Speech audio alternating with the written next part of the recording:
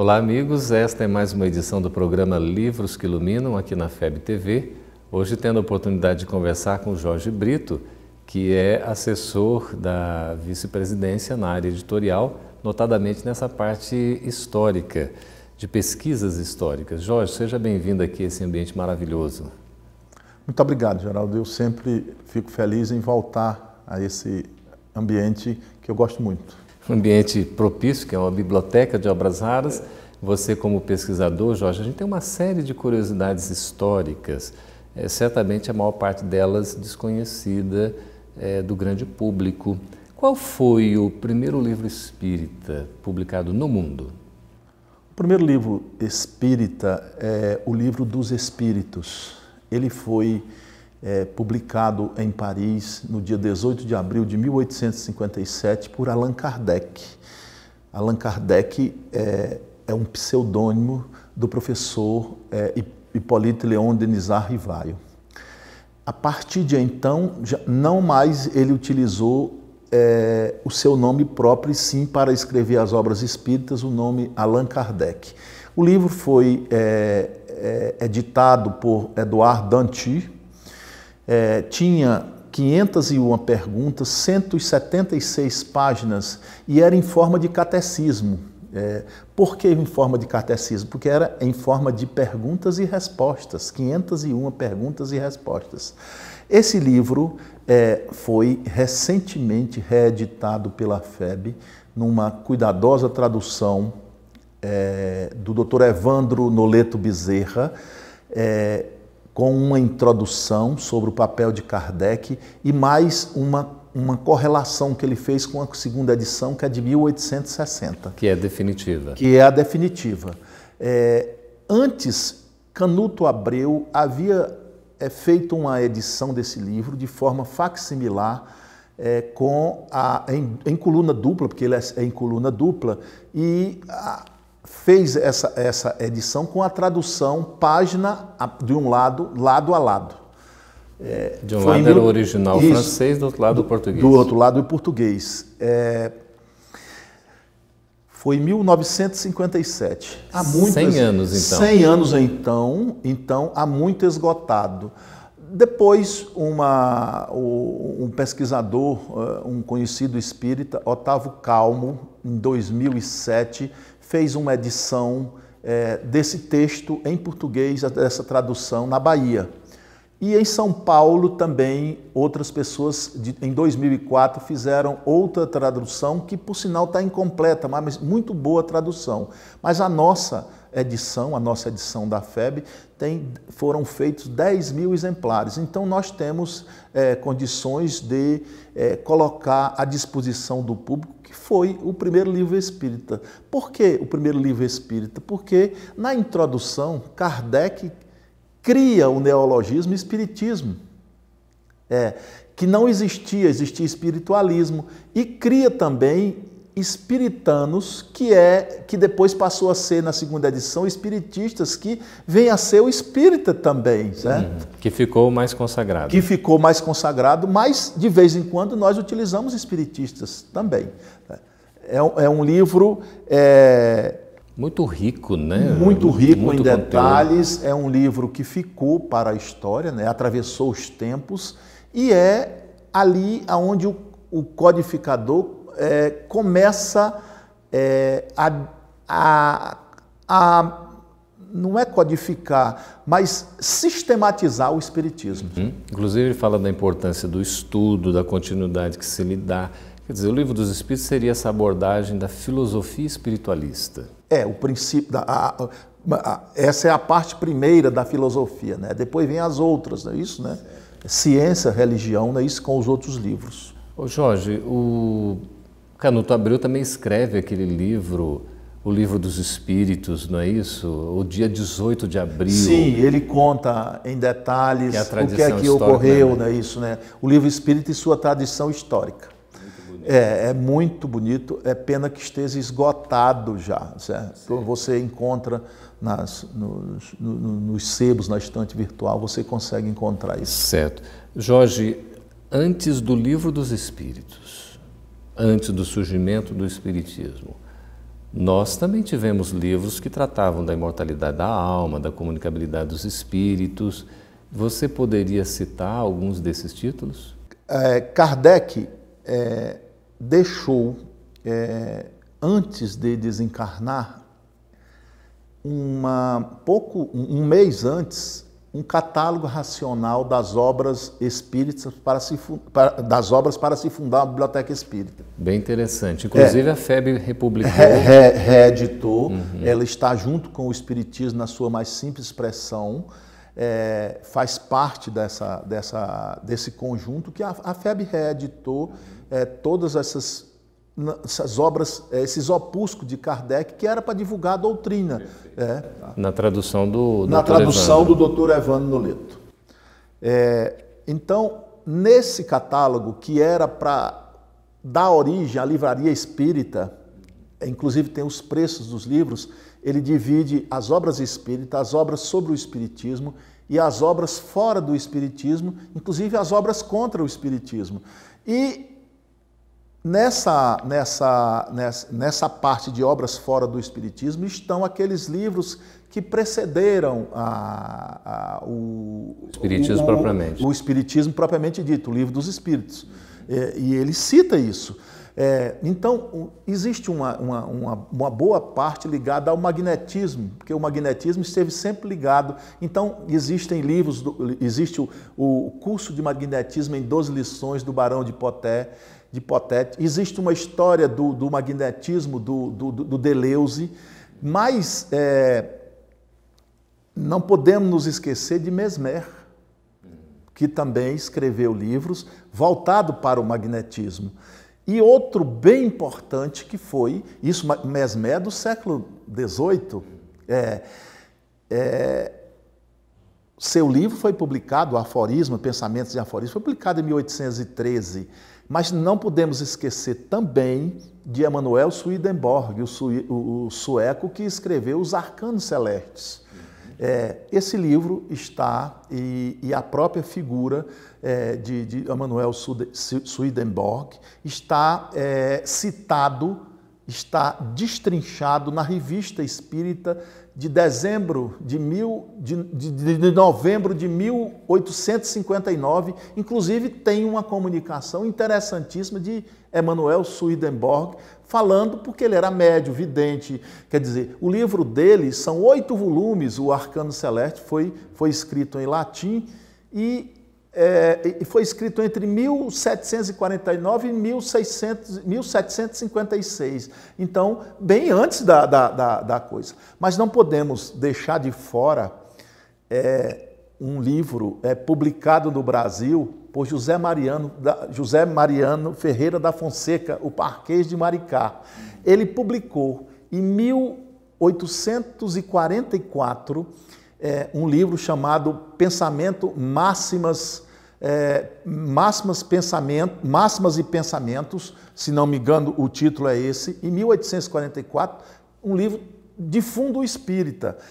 Existe um artigo no Reformador chamado Há 100 Anos, escrito por Mínimos, que era o pseudônimo de Vantuil de Freitas, aonde ele fala e cita as máximas, são mais de 4.000 máximas que ele escreveu, falando de reencarnação, da pluralidade dos mundos habitados. Então, o Brasil já tinha aquela predestinação Então, esses livros antecederam o Livro dos Espíritos, né? Quer dizer, o assunto espiritismo, quer dizer, não tinha esse nome, mas a manifestação do plano espiritual estava aí. Os princípios, né, já estavam aí, ventilados.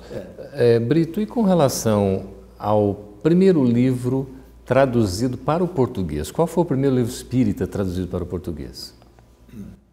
Canuto Abreu, na sua obra Bezerra de Menezes, Subsídio para a História do Espiritismo, até o ano de 1895, Subsídio para a História do Espiritismo, até o ano de 1895, cita Os Tempos São Chegados, que é uma obra de Casimir Lietot, que era um francês que viveu aqui, era diretor do Colégio Francês do Rio de Janeiro. Ele escreveu primeiramente em francês, Le Temps sont arrivés, e ele Canuto diz que essa obra, a tradução dessa obra, foi feita em 1860. Ainda não localizamos a obra em si, porque o livro não localizamos, apesar de ter sido, já ouvimos citação desse livro, mas a mais recente que nós tivemos foi no Google. O Google disponibilizou vários livros, não só espíritas, mas milhões de livros no mundo todo. E não é que disponibiliza, dá lá informações que o livro em francês, Le Temps sont arrivés, é de 1871 e tem 24 páginas e foi publicado por M. Marx, mas não disponibilizou o texto. Então, nós cremos, ainda não encontramos, mas o livro não foi publicado em 1860, o que a gente, até agora, podemos dizer isso.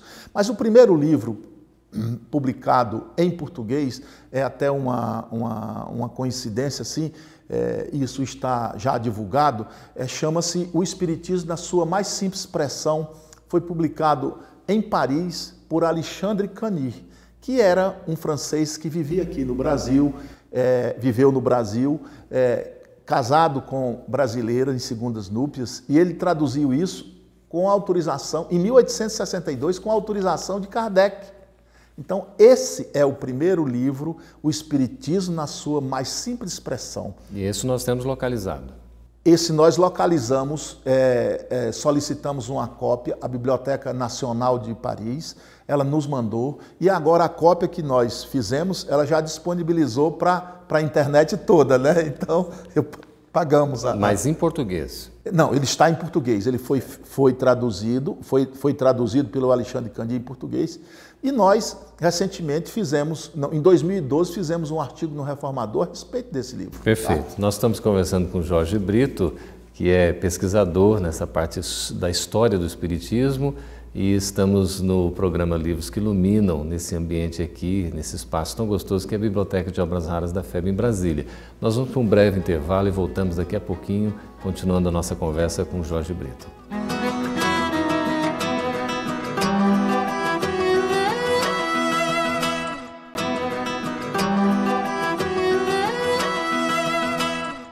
Estamos de volta com o programa Livros que Iluminam aqui na FEB TV, conversando com Jorge Brito. Brito, quais foram os principais tradutores das obras de Allan Kardec para o português? Nós começamos com Alexandre Cany, que era francês, foi ele que começou. Em 1866, Luiz Olímpio Teles de Menezes traduz a introdução do Livro dos Espíritas na Bahia. Então, ele é um dos tradutores de Kardec. Pioneiro, inclusive. Pioneiríssimo, né? Esse livro, O Espiritismo na sua mais simples expressão, sai também em São Paulo em 1866, com a tradução apócrifa, quer dizer, anônima, não aparece o nome. O nome do tradutor. Mas, seguindo, nós temos o Dr. Bezerra de Menezes, que traduziu obras póstumas. Nós temos Joaquim Carlos Travassos, foi talvez o tradutor mais assim importante, porque ele traduziu 4 obras de Kardec entre 1875 e 76. É claro que ele não assinou como Joaquim Carlos de Travassos. O Livro dos Espíritos ele assina como Fortúnio. Um pseudônimo. Com pseudônimo de Fortúnio. Então, nós temos aqui, basicamente, na FEB, ainda tivemos a tradução de o que é o Espiritismo. Aliás, nessa última edição, nós fizemos um estudo das edições do que é o Espiritismo.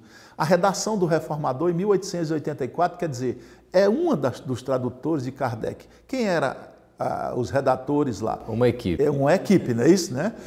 E outra coisa também. Quer dizer que o que é o Espiritismo é uma obra traduzida por uma equipe de redatores do Reformador em 1884. Em 1884. Em 1883, porque esse livro ele foi traduzido também por não é que ele foi traduzido, foi entregue uma tradução à Sociedade Acadêmica Deus, Cristo e Caridade, e essa tradução é Zeferino Gurgel, se eu não me engano aqui, ele traduziu ou passou essa tradução para o Reformador. E eles publicaram, está publicado no Reformador de janeiro de 1883 até outubro de 1884. Mas é outra tradução. Publicava artigo a artigo. Publicado número a número, né? Sim, aí nós vamos... porque essa tradução do Travassos, ela foi utilizada por muito tempo pela FEB. Não tinha, né? Não tinha. Conta-se que Bezerra de Menezes conheceu o Espiritismo por intermédio do Livro dos Espíritos, traduzido pelo Travassos. Nós contaremos isso daqui a pouco. Então, quem foi mais que traduziu pela FEB as obras de Kardec? Antônio Lima traduziu as obras especificamente para o centenário, não é isso, né? Centenário de nascimento de Kardec. Nascimento de Kardec, que foi em 1904, né?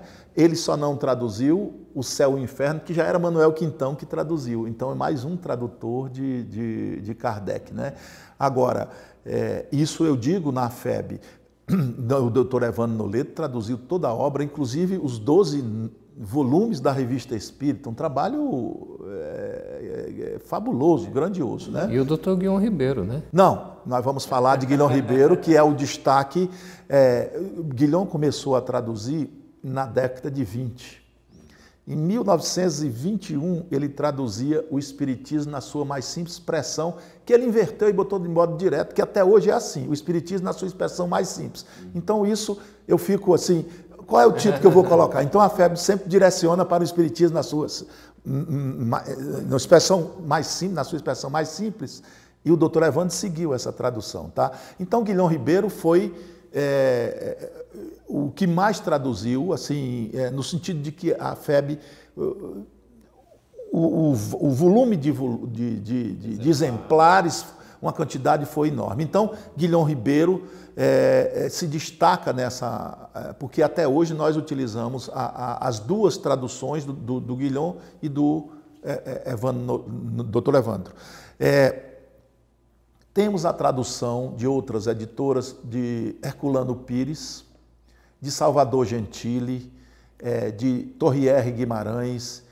Temos outras traduções, porque se a gente for enumerar aqui, vai ficar o tempo todo enumerando. São muitas, né? E aí são publicadas por várias editoras. São várias publicadas. Mas isso faz parte da divulgação do Espiritismo, né, Geraldo? É uma obra ampla, né? Até interessante que você tenha uma diversidade. Tem uma diversidade para você saber as traduções. Agora é importante que a tradução seja naturalmente fiel ao original. Não, é claro que nós temos, eu dou um exemplo para você aqui do Evangelho segundo o Espiritismo. A tradução foi feita pela FEB, então nós temos três edições, três impressões do Evangelho segundo o Espiritismo. A primeira é de 1864, a segunda é de 1865 e a terceira é de 1866. Isso no original francês? No original francês. Ok. A segunda, ela é uma cópia da primeira. Eu não sei como eles fizeram, é como se fosse um facsímile. Eu acho que eles guardavam as chapas e faziam, era um método que eles tinham de repetir, tipo um facsímile. O que é que muda? Somente a capa e a folha de anterosto. A capa muda de imitação do Evangelho para Evangelho segundo o Espiritismo, né? Já mudou o título? Já mudou o título. Só muda o título, o título e a folha de anterosto, só. Na terceira edição, aí sim, há uma modificação total. E nessa terceira edição houve muitos problemas de ordem tipográficas. E esses problemas... para você fazer a tradução dessa edição, da terceira edição do Evangelho, você tinha que consultar a primeira, porque ficaram faltando, inclusive, trechos da...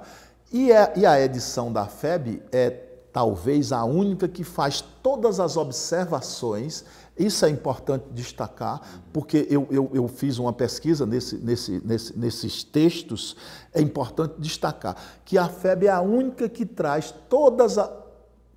É claro que eu estou falando isso em cima de dados que eu pesquisei, não é isso, né? Então, é a única que traz todas as observações concernentes a essas alterações. Em forma de notas. Forma de notas de rodapé. Perfeito. Aí vai resgatando toda a história. Vai resgatando um histórico. A FEB é tão criteriosa, porque até 48 nós não tínhamos essa primeira edição. Aí você vai ver que as edições tinham os mesmos problemas, porque fazia baseado na terceira edição.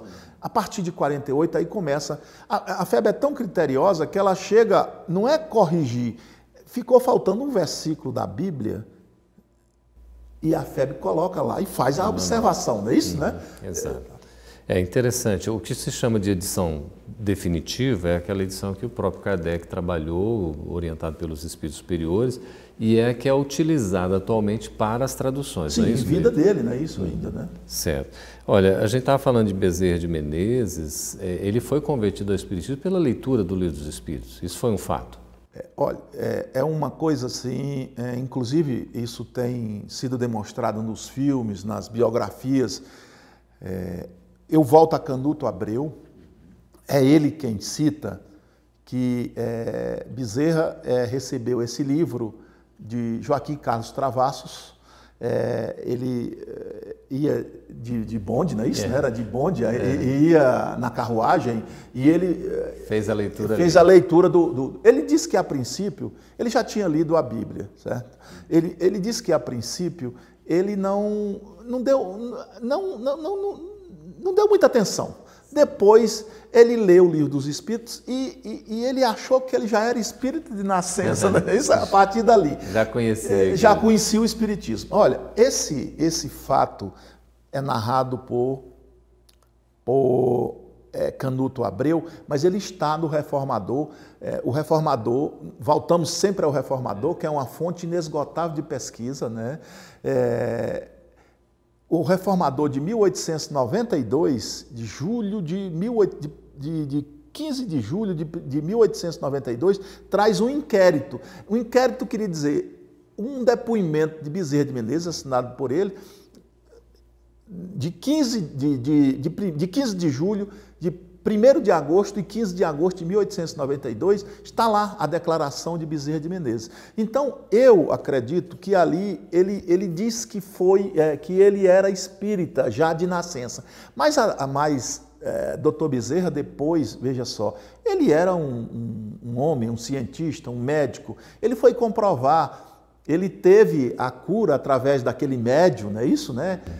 João Guimarães, se eu não me engano, o nome. E ele teve essa cura, curou. A mulher dele também foi curada.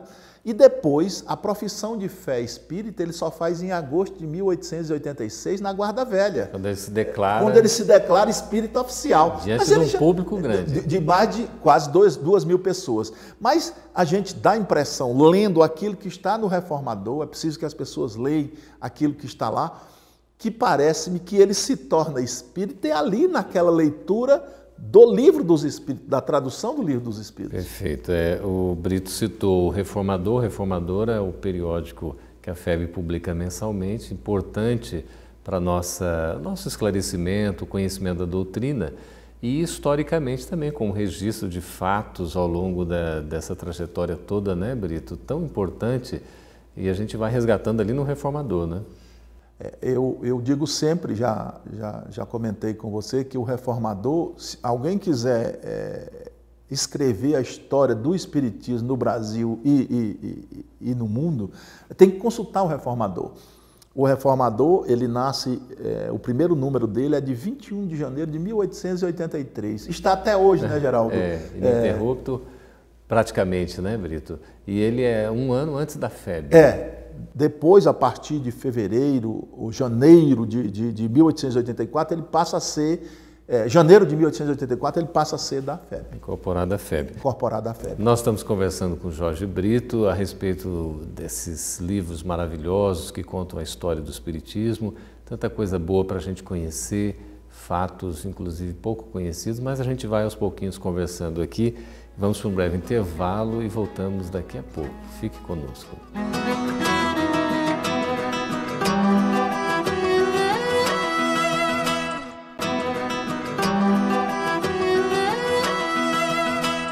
Estamos de volta com o programa Livros que Iluminam, conversando com Jorge Brito, que é pesquisador da história do Espiritismo, assessor da vice-presidência na área editorial da FEB.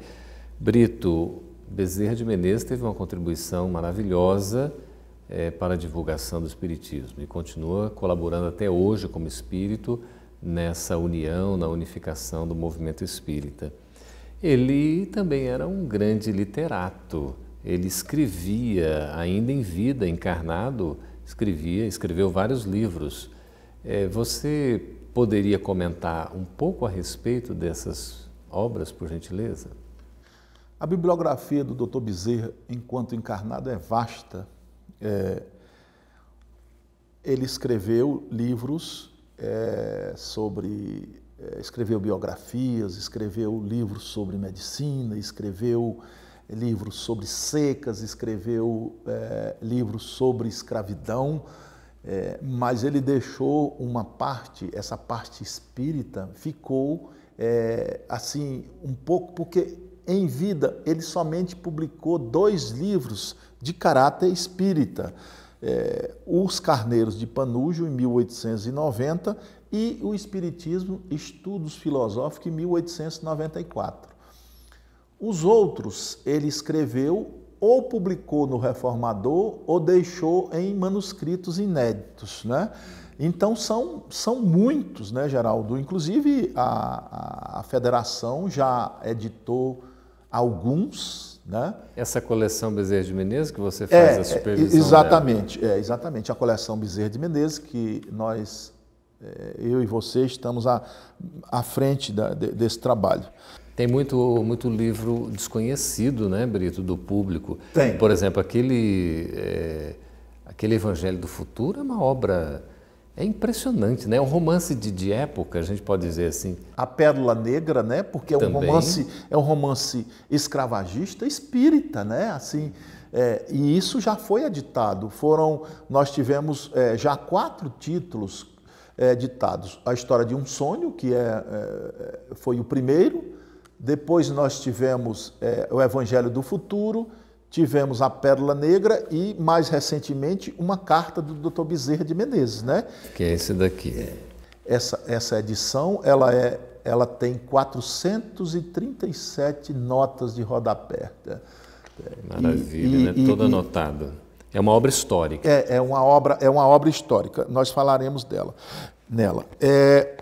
Nós estamos para publicar, temos mais alguns títulos para publicar. Dessa coleção. Dessa coleção, que eram 12 ou 10. E a FEB, fazendo um levantamento no seu acervo, descobriu são 3 títulos. A Loucura à Luz da Fisiologia e da Psicologia. Os Segredos da Natura e Viagem através dos Séculos. São 3 livros inéditos. São 3 inéditos. Fora os outros que existem, mas estão incompletos. O Banido, Os Mortos que Vivem e Ao Princípio Espiritual. Esse também são livros de cunho espírita. São livros de cunho espírita, né? Então, temos ainda para publicar ainda... Lázaro Leproso, temos a publicar A Casa Assombrada, estão prontos. Precisamos apenas de um ok da federação, não é isso, né? Isso vai ser publicado agora para frente, a gente já vai publicar. Nós vamos... Até sobre isso, Brito, quais têm sido, assim, nesse trabalho de supervisão dessa coleção, enfim, dessas obras históricas de Bezerra, os principais desafios? Porque não é um trabalho fácil de ser realizado, né? Não.